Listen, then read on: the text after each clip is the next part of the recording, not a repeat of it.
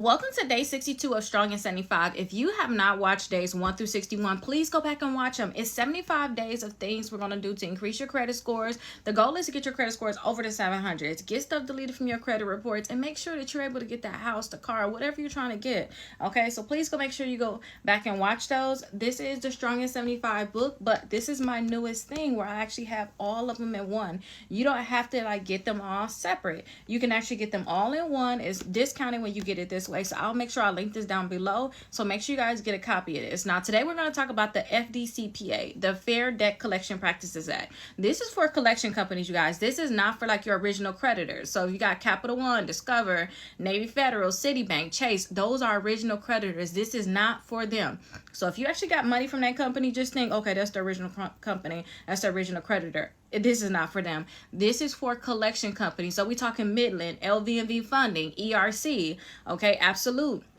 So this is for those companies. So day 62, FDCPA. Okay, so when you guys think FDCPA, think about companies that are calling you. They cannot call you before 8 a.m. They can't call you after 9 p.m.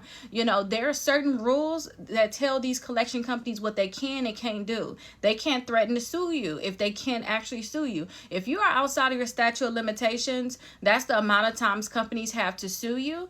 You got to look up your state. Everybody have their own amount of time. I actually have it inside of the free course that come along with this book. You can actually look up your state and be like, okay, what's mine? How long do they have to sue me? And that's from the last day that you made a payment or the first day that you became delinquent. They'll have a certain amount of time. So if you're in Wisconsin, it's going to be 6 years. Some states say, oh, you got 3 years. I got 10 years. Every state is going to be different. Okay, so they can't say, oh, we're going to sue you if they're outside that statute of limitations. And remember, I'm not trying to be an attorney. I'm not trying to give you legal advice. We're just talking about things that I have personally seen, things that I have learned. Okay, another thing is too, they can't call your job. So if they're calling your job or if they're calling family, you can tell them for sure when they call your job, do not call me at my workplace. You're going to mess me up. You're going to get me fired for calling me, because collection companies will try to do everything that they can do, all right, to try to get in contact with you. But you guys need to know about the FDCPA. Although I'm talking about things that they're doing in terms of them calling you and texting you, emailing, all this stuff, I like to talk about the FDCPA, honestly, when it comes down to actually taking legal action against the companies. So if you see that you have a collection on your credit reports, FDCPA is going to be one of the biggest things if you were to do a lawsuit.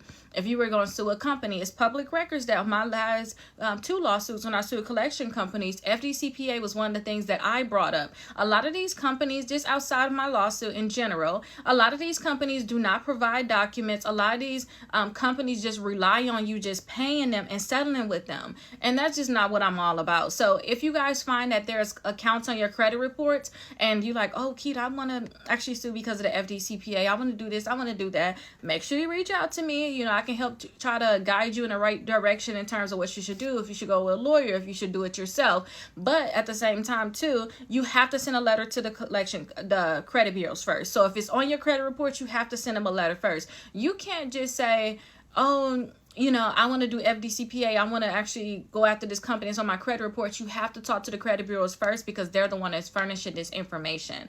Okay, so you have to reach out to them first. And then after that, then you can ask that company for validation. Now, when you guys actually get your book, don't forget it comes with a free course.